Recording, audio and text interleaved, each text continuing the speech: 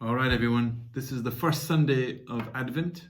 My goodness, how the year has gone by quickly. Already the Advent season has begun and Christmas is coming fast. And this is year B, so we're beginning the reading of the Gospel of Mark. And today is from Mark chapter 13, verse 33 to 37. Stay awake and watch. When will things get back to normal? When will I be able to socialize again? When will I be able to work like I used to? When will I be able to have meals with my friends? When will I be able to have my usual routine like I used to have? Have you had those questions in 2020? Now, amazingly, these questions are so relevant because these are the exact same questions that the people of Israel had when they were in exile. And this is exactly what the church is trying to get us to enter into in this time of Advent, to experience what the people of Israel experienced in exile, for their longing for God to set things right and to bring us back to where we used to be. This is what the great season of Advent is all about longing, expecting, waiting, and hope for the coming of the Messiah. We are studying the Gospel of Mark this year in our Sunday Bible study. And 8 or 9 times in the Passion narrative of Mark, Jesus says, watch, stay awake, be vigilant. It just keeps coming back. The Gospel of Matthew begins with listen and it ends with watch. And it's an invitation in all the readings today, whether it be Isaiah, the first reading, the Psalm, Corinthians, second reading, is to wait expectantly for the coming of the Messiah, to learn how to wait, because it's a beautiful thing to wait. And to learn to wait properly is to learn to be in a great spiritual place. Amazingly, despite the fact that Jesus repeats 8 or 9 times in the Gospel of Mark, watch, stay awake, the disciples fall asleep at the very moment that Jesus wanted them to be awake and to watch. It's so difficult for our world today to grasp Advent, because to grasp Advent is to grasp the value in waiting and the power, spiritual power that's in waiting. But it's difficult for us because we're the generation, the century of I want it all, and I want it now.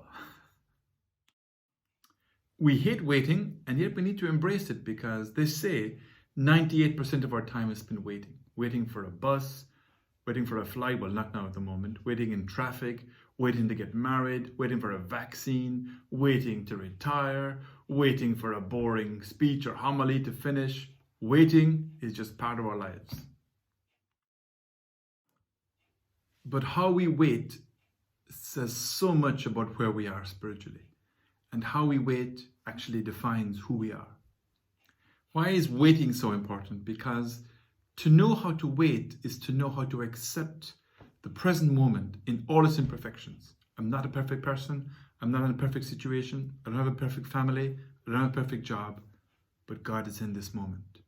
If you look at the lives of all the great characters in the Bible, or even all the great saints, you will see invariably God put them through moments where they had to wait. And spiritually, it was actually the best time of their lives, because waiting teaches us something that impatience can never teach us. There's that famous song from the country star, what's his name, Garrett Brooks, who says, some of God's greatest graces and blessings are unanswered prayers. And St. Augustine, responding to a lady called Proba, who asked him, why does God make me wait? I ask for things, but he never really answers me, or he's very slow in answering. And St. Augustine says, you know why? Because God makes us wait because our hearts are not yet prepared for what he wants to give us. But by waiting, he said, a beautiful word, he says, our hearts expand. And that's beautiful. I love that, because Advent, if you live it properly, your hearts can expand to receive what God wants to give us and the graces of Christmas and the Nativity. Between the moment where Abraham was promised that he would be blessed and that through him generations would be blessed after him, it wasn't straight away.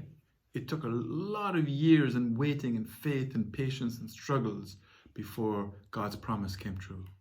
Abraham's great-great-great-grandson, which was Joseph, he had a dream when he was still like a teenager that all his brothers would bow down before him. That didn't go down too well with the brothers. But he was sold into slavery, basically kidnapped, became a slave, was in prison, went through a lot of struggles before actually it did happen. It did happen. It happened in the end, but he wasn't ready as a teenager to bear the responsibility of what he was given. He had to go through trials before he was able to be an instrument of grace for his family, actually for the whole world at that time.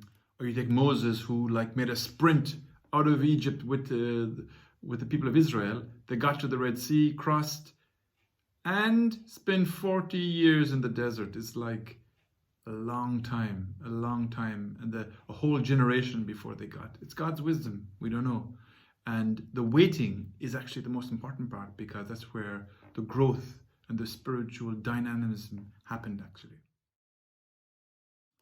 What are one of the signs that we've lost contact with God? When we've lost our yearning, our thirst, our hunger for God. Every chapel of Mother Teresa's sisters all over the world has the word "I thirst." So Advent is a time to get back in touch with that deepest longing. It's the deepest hunger, more than food or whatever turkey you're going to eat this Christmas. It's the longing for God. It's the most powerful longing and desire that we have. In the first reading today, Isaiah has this beautiful word where he's so frustrated with what's happening. He said, if you would only just tear open the heavens and come down. And look what happened. God responded to this prophecy in his prayer. If you're like me, some of the greatest moments of my life were spent waiting for Santa Claus or presents, whatever, when we were young, or waiting for a parent to come home from a journey. Because you're alive when you're waiting. Your mind is alert. Your heart is alert. You're open to experience. You're present in the moment. It's beautiful. It's what it means to be human. And it's what it means to be a Christian. A spiritual person is to be a person who waits.